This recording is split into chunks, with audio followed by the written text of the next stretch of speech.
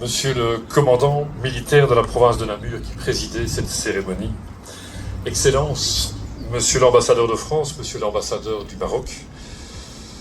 Monsieur le ministre vice-président du gouvernement de la région de Bruxelles-Capitale, qui nous fait l'honneur de votre présence, Monsieur le haut-commissaire, Monsieur le ministre d'État, Mesdames et Messieurs les députés fédéraux, régionaux et provinciaux, Monsieur le gouverneur de la province de Namur, Monsieur le bourgmestre de Chastres, Mesdames et Messieurs les échevins et conseillers communaux, Monsieur le délégué général du Souvenir français, Monsieur le commandant militaire de la province du Brabant wallon, Messieurs les officiers du 1er régiment des tirailleurs d'Épinal, Monsieur le commandant de la 5e escadrille de Beauvechain, Messieurs les officiers supérieurs, Messieurs les attachés militaires de la République française et du Royaume du Maroc, Monsieur le président du comité de la Légion d'honneur pour la Belgique, Mesdames et Messieurs les présidents, porte-drapeaux, responsables et membres des associations patriotiques et des amicales régimentaires, Messieurs les membres du comité franco-belge pour la commémoration de la bataille de Gembloux, Mesdames et Messieurs les représentants de l'université et des établissements scolaires, des associations et des institutions, Mesdames et Messieurs, en vos titres, grades et qualités, chers amis civils et militaires. En ce 10 mai 2026, nous nous retrouvons au pied de cet obélisque, érigé en 1967, selon les vœux du général Ems, qui dirigeait le 4e corps d'armée, lors de ces journées de mai 1940 que nous commémorons chaque année, ici même, à l'invitation du comité franco-belge pour la commémoration de la bataille de Gembloux. J'aurais tant aimé saluer le président du comité, mais M. Raoul François n'est pas encore remis d'une mauvaise chute qui lui a valu plusieurs mois d'hospitalisation et dont les suites l'empêchent aujourd'hui d'être parmi nous. Pour la première fois depuis longtemps, nous ne pourrons pas l'entendre nous relater les faits marquants de cette bataille, dont il fut, alors tout jeune enfant, le témoin direct, et à laquelle il a consacré un livre très justement intitulé « Gloire et sacrifice », nourri des nombreux témoignages qu'il a recueillis et des recherches historiques qu'il a menées et qui font autorité. Pour son travail de mémoire, Raoul François a été élevé au rang de chevalier de la Légion d'honneur et fait citoyen d'honneur de la ville de Gembloux. Je lui adresse en votre nom à tous nos vœux les plus amicaux d'un complet rétablissement. J'exprime aussi notre reconnaissance à Monsieur l'ambassadeur de France, qui avec ses équipes a veillé au parfait ordonnancement des cérémonies de ce jour, à Gembloux comme à Chastres, en étroite collaboration avec les commandements militaires des provinces de Namur et du Brabant wallon. Je salue enfin la présence fidèle et hautement symbolique de Monsieur l'ambassadeur du Maroc. À la faveur d'une récente mission au royaume chérifien, j'ai pu mesurer à quel point les autorités marocaines que vous représentez en Belgique sont attachées à cette bataille de Gembloux, à laquelle vos compatriotes ont pris une part déterminante. Mesdames, Messieurs, la diversité de vos nationalités, de vos fonctions et de vos responsabilités illustre la volonté fédératrice qui nous anime de faire perdurer dans nos mémoires collectives le souvenir de la bataille de Gembloux, ce moment d'histoire qui fit date dans l'histoire militaire de la Deuxième Guerre mondiale et qui aujourd'hui encore peut nourrir en chacun de nous une réflexion de portée universelle et d'une brûlante actualité sur la marche du monde. Du 14 au 16 mai 1940, durant 3 longues journées et 3 longues nuits, des soldats français et marocains, emmenés par leurs officiers et sous-officiers, ont ici même stoppé l'ennemi dans son avancée jusque-là fulgurante. En repoussant l'envahisseur allemand, ils ont emporté à Gembloux une victoire tactique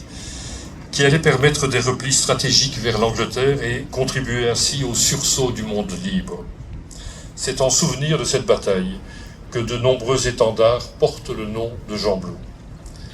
C'est en hommage à ces combattants que nous perpétuons chaque année le souvenir de leur sacrifice. Oui, les combattants du 2e régiment des tirailleurs marocains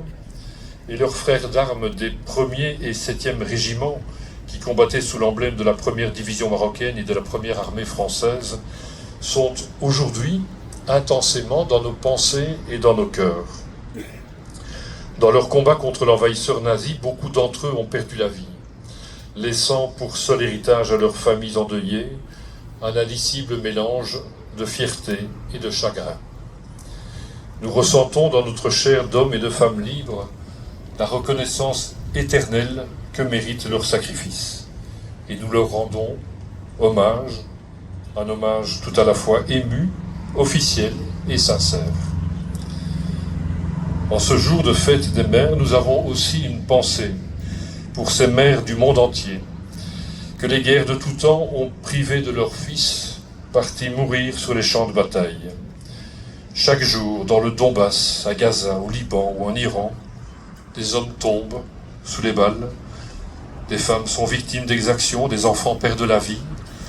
laissant derrière eux des mères qu'aucun hommage ne pourra jamais consoler. Mesdames, Messieurs, nous savions depuis longtemps que nous n'étions pas à l'abri des regains de violence, de terrorisme, de fanatisme ou de nationalisme. Mais pouvions-nous imaginer que la guerre pût à nouveau se déclencher, non pas sur des terres lointaines à l'autre bout du monde, mais ici même en Europe, cette vieille Europe que depuis 1945 nous pensions définitivement pacifiée. La guerre est de retour sur le continent européen. Les chars russes ont violé la frontière d'un pays voisin, faisant déferler sur le peuple ukrainien un flux ininterrompu depuis 4 ans de feu et de sang. La diplomatie, le droit international, la prévention et la résolution pacifique des conflits, tout ce qui constituait l'ordre international et contribuait à la stabilité du monde, semble battu en brèche. La guerre est de retour, brutale et meurtrière, cruelle et criminelle. Mesdames, Messieurs, dans le recueillement qui préside à cette manifestation, dans le silence de ce dimanche matin, nous pouvons percevoir l'écho lointain de la bataille de Gembloux et simultanément celui plus proche de la guerre en Ukraine. À 86 ans de la bataille de Gembloux et à 2500 km de Kharkiv, nous pouvons ressentir la même odeur de poudre,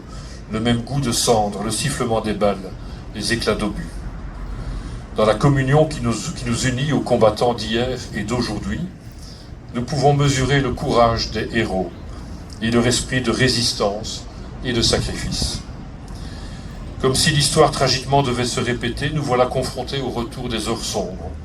à la menace d'un impérialisme conquérant, à la folie meurtrière d'un dirigeant aveuglé par sa propre idéologie, enfermé dans son système de pensée, résolu à user de sa toute-puissance pour rayer de la carte un pays démocratique, au risque d'entraîner l'Europe et le monde vers l'abîme. Cette volonté de puissance, hélas, est contagieuse. Elle se propage et contamine jusqu'à certains États démocratiques. Au Proche-Orient, en Afrique, en Amérique, un peu partout dans le monde, le droit international est foulé aux pieds et la loi du plus fort s'impose aux plus faibles. La résurgence des impérialismes, que ce soit par la voie militaire ou sur le terrain économique, nous expose comme jamais à la montée des périls. Le règlement pacifique des conflits paraît désormais désuet, presque archaïque,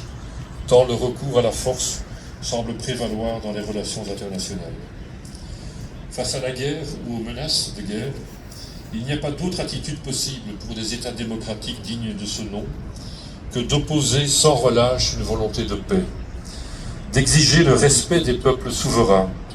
de réaffirmer les principes de liberté, de tolérance, de justice, toutes ces valeurs qui fondent le vivre ensemble, à l'échelle d'un pays comme à l'échelle du monde.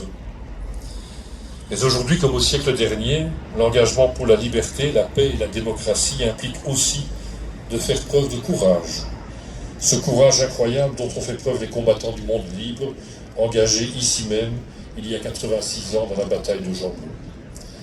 Mesdames, Messieurs, le devoir de mémoire que nous accomplissons aujourd'hui se double d'un devoir de lucidité, de sang-froid, de détermination et de mobilisation pour faire à nouveau triompher en Europe et dans le monde les valeurs de liberté, de fraternité et d'humanité. Tel est bien le sens de l'histoire que nous enseigne la bataille de Gembloux. L'histoire nous a confrontés aux